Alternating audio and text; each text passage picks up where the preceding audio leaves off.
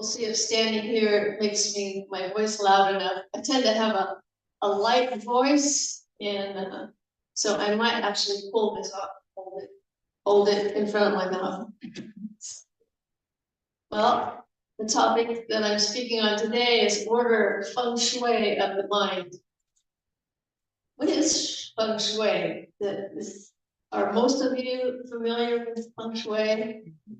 So isn't it interesting that we spend so much time on our external, on our home, and how things look and feel and the energy outside of us, but how much time do we spend on clearing and making our minds more receptive to our spirituality? So looking at your mind, what's it like in there for you? If you had looked into my mind several years ago, there would have been such a constant monologue of thoughts and fears and plans and judgments of others and just plain old random thoughts. You would have thought I was a hoarder. A thought hoarder. So Michael Singer, have you heard of him? I have a little thing I'd like to read from him. Here. Yeah. Michael Singer wrote The Untethered Soul, if you're not familiar with it. And right in the beginning, I am going to hold this.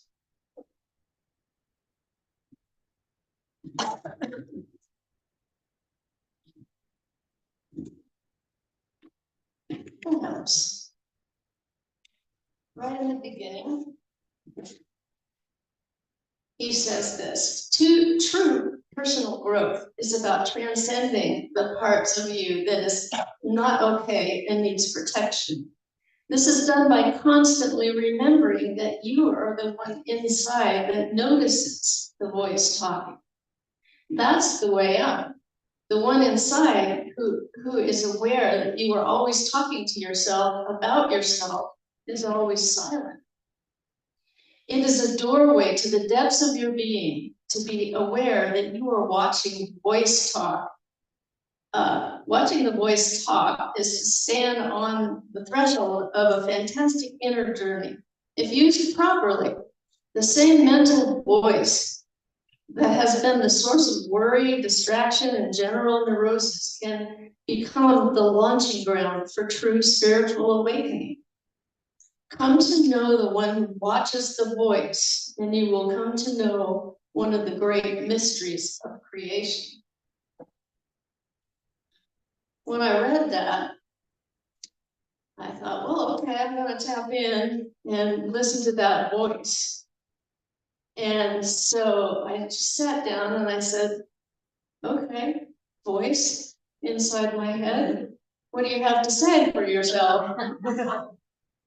And the voice went, and it disappeared. It didn't really want to be watched, I guess.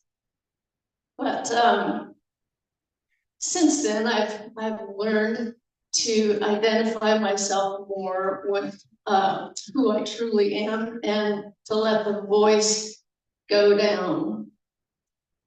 And so why do we want to do Feng Shui of the mind?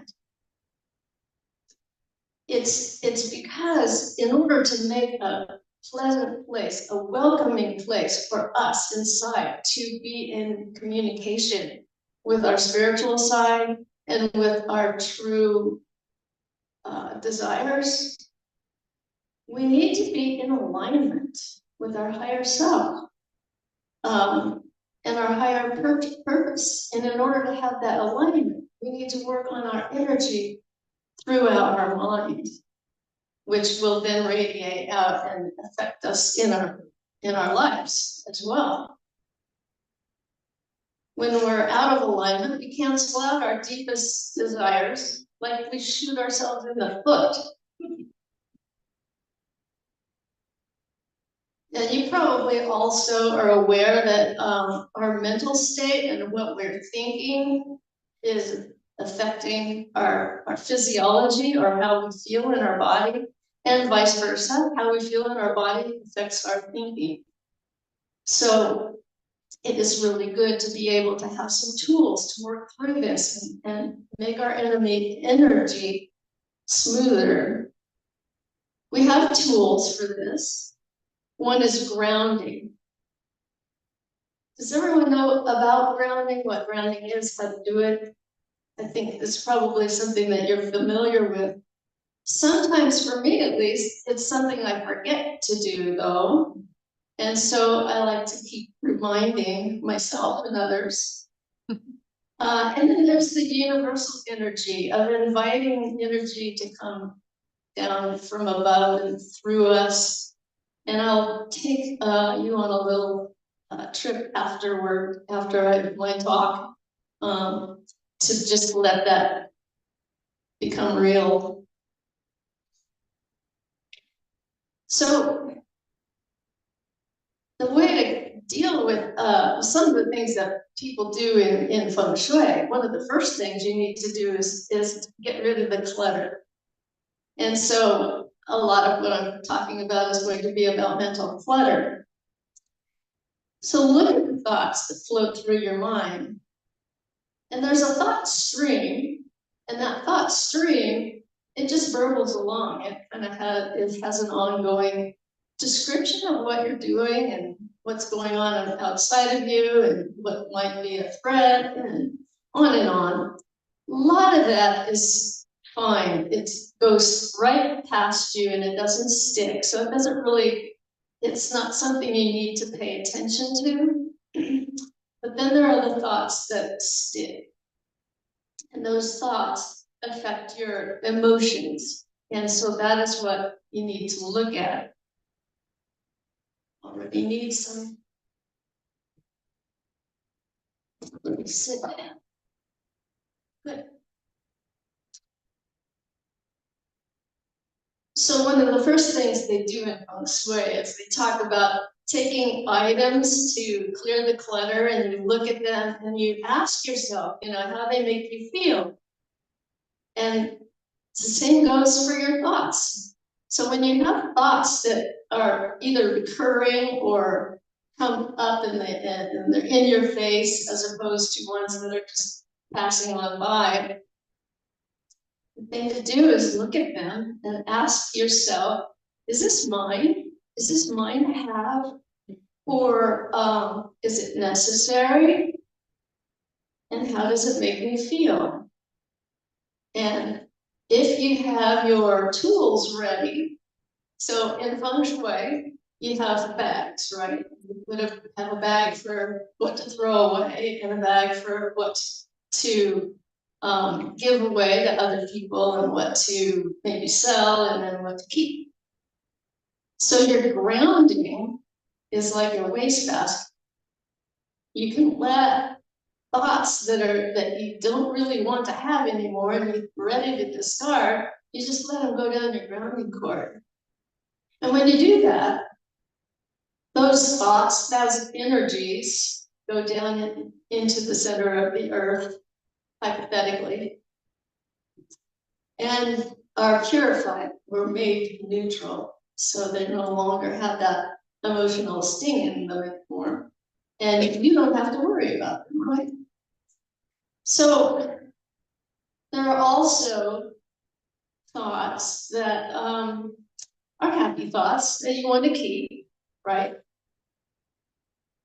But one of the things to look out for that I found, and I only really realized this in the last week, there are thoughts that become addictive.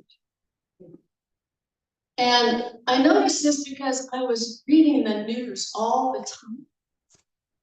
And so I had become addicted to the news. And I asked myself, what is it that was making me feel like I always had to look at the news? And I realized that my cell phone had figured out what I wanted to read and was feeding me this.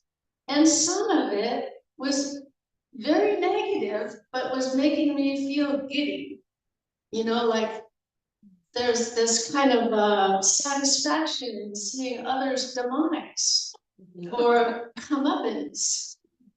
And it also kind of carried over into, I'm a football fan, and so the Ducks won. And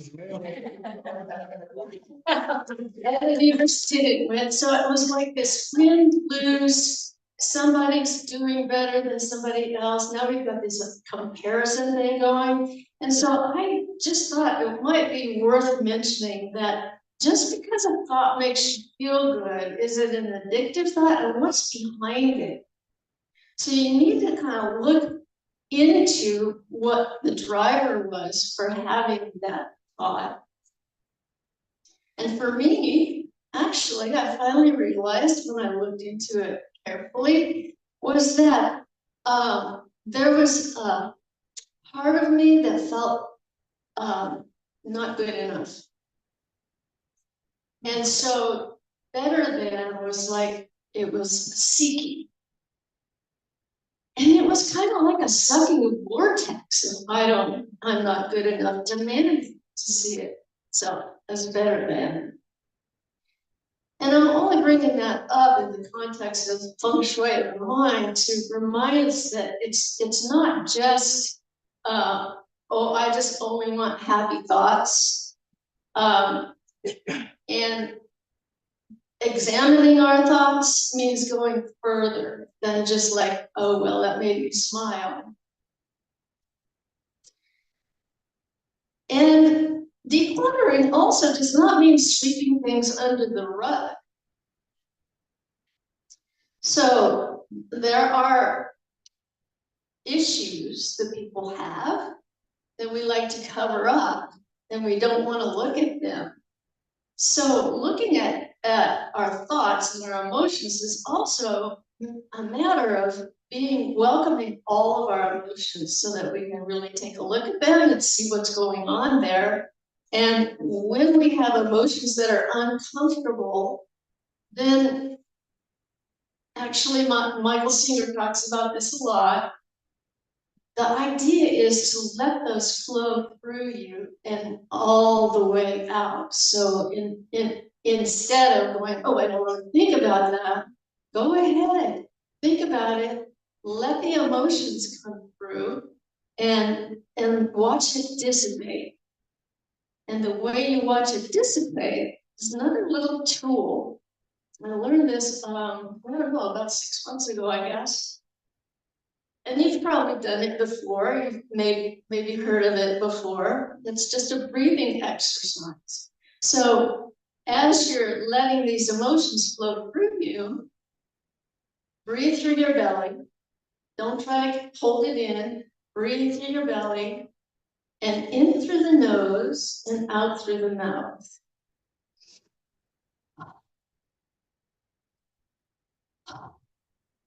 And it works kind of like a pump, circulating your energy. And as you do this, you can watch some of those emotional turmoil kinds of feelings go ahead and dissipate, like they're finished. So when you've done like this, the decluttering that you need, then there's still the matter of like, what do you want in there? How do you want your mind to be? And you can have a lot of rooms in your mind. You can have different places in your mind for different things. And you can set it up the way you want it. You can have a meditation place. And when you design a meditation place for yourself, your own mind, you can have it be a scene, or you can have it be just a room, whatever works for you. But when you do that, if you have a designated meditation room in your mind, it's much easier to just slip into it. And then it's not as much of a struggle to do that. And you can have all kinds of different rooms. I know after I've studied Course in Miracles, and was talking to a friend, and I said, you know, even no matter what happens around me now, I just always know that I have this deep pool of inner peace inside me, and I know how to find it. And so that's kind of what it is like to create your own feng shui of the mind, is to have these designated places that in the colors that feel right for that purpose.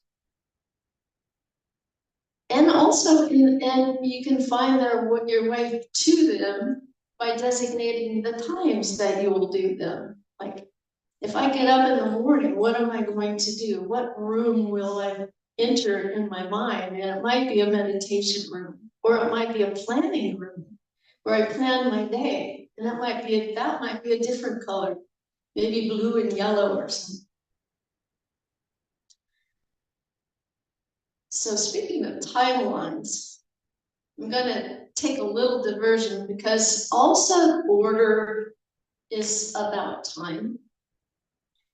And so one time when I was in sales, the manager asked me if I would, because I had studied NLP, he asked me if I would work with another sales rep who was having a lot of anxiety, even anxiety attacks, and she also was chronically late.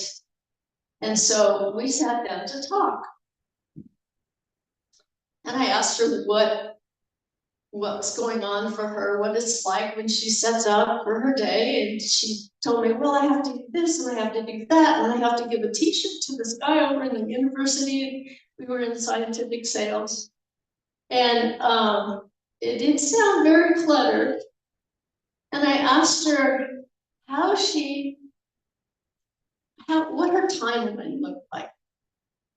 And of course, most people, if you ask what your timeline looks like, they kind of give you a blank stare, and she did too. But I said, so think about yesterday and the day before, maybe even last week. Where do you find that in your mind? If you're thinking about it, where is it in your space? And I could tell by the way her eyes were going that she said, well, it was right here, right in front of me. And I said, so then in the future, how do you think about the future? Where do you find that in your space when you're looking for what you're gonna do next week or even the same day? That's right in front of me. Is it farther out or closer out? No, it's just all right in front of me. So that's what we had to do, was work on organizing her timeline. So for you, it might be different than another person. There's many people have it in a particular way, but other people have it in a different way. So for me, and probably majority, my past goes back into the left. And for some people, it's up into the left, some people it's down into the left. And then the future is up and to the right. But other people have it forward, back, up, down, or switched, past here and present there, or future there. The idea, though, is that if you're not organized in your timeline, you can fix it. All you have to do is go, okay, designated, I'm going to have my future go up and to the right, and I'm going to have my past go down and to the left, or whatever you choose. And the advantage of that means that if something is from the past, and maybe you don't want to forget it, you can set it. You can go, okay, this is in my past. I don't need it in front of my face. I put it back in the past. And same goes with the future. You know, when you read about what's the best way to manifest what you want, they often say, well, you need to see it like it's happening now and think of it as it's happening now. And what I've noticed is, since I know where my future is, I can go reach out and grab my future, let's say a year or 5 years from now, and I can bring it in and have it be just like I'm experiencing it in the now. And then I can go, okay, that is what I see as in my future, as I experience it right now, and I bring it back. And then I can let it go, because you don't want to be thinking about what's not. So it's just a handy little tool to arrange time and to open out your space, because that leaves more room to just have the present be there with you. And so now I wanted to do that little exercise with grounding. If you're willing to go along with me on that, just get relaxed. And you can close your eyes if you wish, you don't have to. And imagine from your first chakra, or where you sit, tailbone-ish, imagine a energy cord, energy cable going all the way to the center of the earth.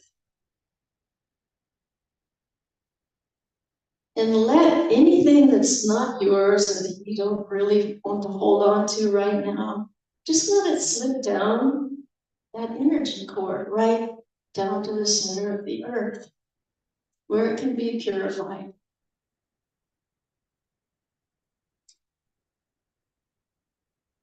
And now, imagine a big golden sun just over your head. Enormous gold over your head. And let some of that golden energy come through the top of your head and down your spine. And when it reaches that area where your grounding cord is, let it pick up some of that earth energy as it comes up through your feet.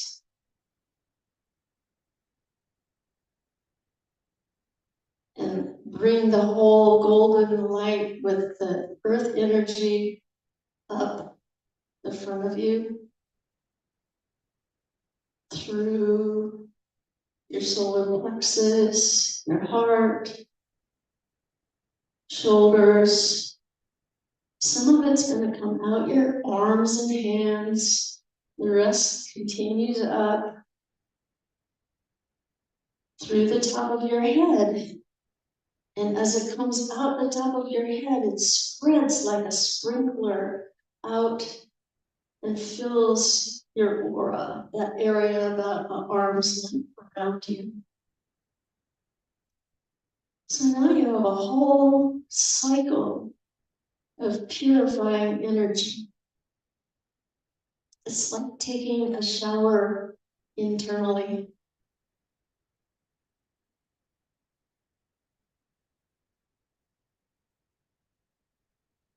Fill yourself up with that golden energy.